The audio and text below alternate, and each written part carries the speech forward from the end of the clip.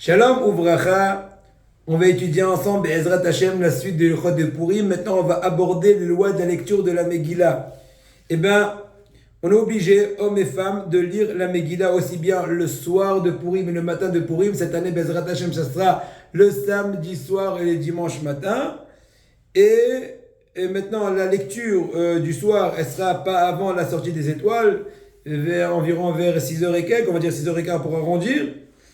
Et on peut la lire, on peut s'acquitter jusqu'à l'aube, jusqu'à Alot HaShahar. La lecture du matin, par contre, elle est depuis le Netzahama, depuis le lever du soleil, et au plus tard possible jusqu'à Shkarat Hama. Regardez chacun son calendrier, je ne vais pas dire des heures qui ne sont pas exactes, ça dépend du temps et des lieux. Le moment de la lecture, ça veut dire il y a des dates différentes, le 14 ou le 15. Les villes qui ne sont pas entourées de murailles depuis l'époque de Shoah Binoun, ils vont lire la Megillah le 14 Adar, donc cette année le dimanche 14 Adar Bet 5784. Alors que les villes qui sont entourées de murailles depuis l'époque de Shoah Binoun, ils vont lire le 15 comme à Jérusalem et compagnie, et pas le 14. Il y a des villes qu'on va citer plus tard qui ont un certain doute, est-ce qu'ils ont été entourés de murailles depuis l'époque de Yoshua ou pas, ou bien même les villes qui sont dans la périphérie, ils sont remarquables à proximité des villes qui ont même un doute. C'est ça, et le Javavadé qui discute sur cela. Un des exemples qu'on va parler plus tard, c'est par exemple Bnei Brak, qui est Samour venir à Yafo. Yafo elle-même, c'est un Safek. Donc, puisque Bnei Brak, c'est un Klisheni, elle est à proximité d'une ville qui est en doute, elle se comporte comme une ville en doute. J'ai une discussion beaucoup de Bnei Brak qui ne le font pas. En tout cas, Ravadi Yosef, dans Hazan Ravadia, il dit il faut faire le 14 et le 5 dans le doute. On verra un peu plus de détails plus tard. Maintenant, aussi bien, comme ce que je commençais à dire tout à l'heure, les hommes, les femmes et les enfants sont obligés d'écouter la Megillah le soir et le matin. Et on va initier même les mineurs, les garçons et les filles, d'écouter la Megillah pour les habituer aux mitzvot comme tous les autres mitzvot de Hinour. Mais bien sûr, il faut voir chacun selon la nature des enfants. Si c'est un enfant qui va rendre à la synagogue un stade de foot ou un marathon, c'est sûr qu'il vaut mieux le garder à la maison. Parce que c'est très grave, je me regarde dans un kadosh que la punition d'un enfant qui dérange notre fille est très grave chez Bichouan. Ah ouais, très grave. Donc à la rigueur, tu peux même être un peu audacieux et gentiment le prendre, viens chérie, tac, il va prier avec lui ailleurs, ou même si ce n'était pas son père, sans se charmer avec son père parce qu'il n'aura rien gagné, c'est grave chez Bichouan.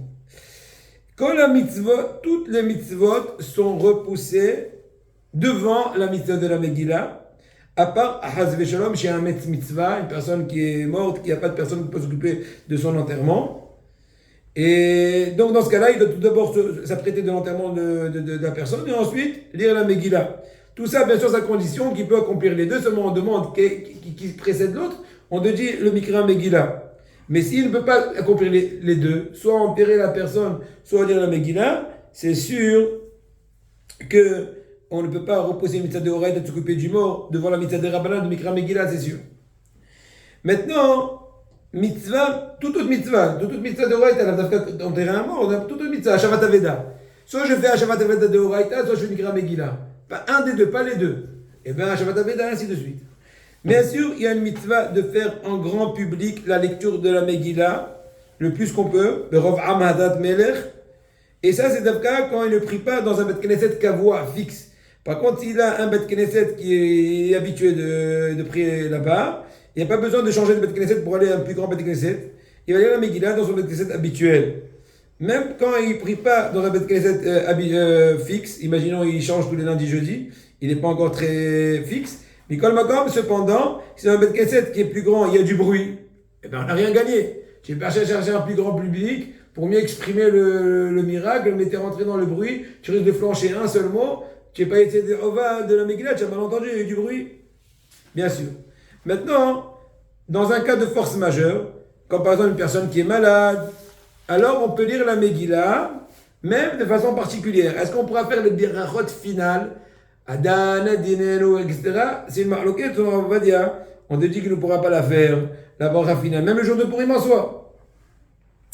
A priori, il faudra préférer que chacun écoute la Megillah avec la consonance de Saïda, Ashkenazi, Sfaradi, etc. comme l'habitude de ses parents. Mais a posteriori, si un Sfara se trouve chez Ashkenaz ou l'inverse, c'est sûr qu'il a été acquitté de par la lecture de l'autre rite par lequel il a écouté la Megillah. On n'a pas le droit de consommer, de manger du pain ou des gâteaux plus que la mesure d'un kabetza avant la lecture de la Megillah. Environ 50 grammes, on va arrondir. Mais moins que cela, il va dire 30 grammes par exemple de gâteau ou un bout de pain de 30 grammes, ou bien à volonté les fruits, on dirait même le riz, mais bon, pas trop, en tout cas, même le riz, imaginons, tous les fruits, on peut faire à volonté. Que ce soit pour le matin, pour le soir, la lecture du matin et du soir, nous fait cette restriction de ne pas manger avant. Même les femmes doivent être vigilantes vis-à-vis de cette halakha, de ne rien consommer plus que les mesures permises, comme ce qu'on vient de dire tout de suite, avant la lecture de la Megillah du soir et du matin. Cette année que Purim tombe, Motzae Shabbat, de toutes les façons, on n'a pas le droit de rien manger avant la Havdalah, bien sûr, parce qu'on n'a pas le droit de rien manger avant la Havdalah. Maintenant, on rajoute encore deux, trois petits détails, d'accord? J'ai compris. C'est bien que chacun tienne dans sa main une Megillah Kshera, donc un parchemin, ou au moins une Megillah imprimée comme dans les Humashim, afin de mieux se concentrer dans la lecture, être plus en attention, pour si jamais il rate quelques mots, il peut les rattraper. Or s'il rêve, et il a raté quelques mots, il ne sait pas comment les rattraper, et ça arrive souvent, on est fatigué, on est on s'endort pour 3 secondes, on a raté 5 mois, c'est fichu. Dans ce cas-là, il faut avoir une Megillah pour pouvoir rapidement rattraper. Bezrat Hashem. Prochain cours, on continuera.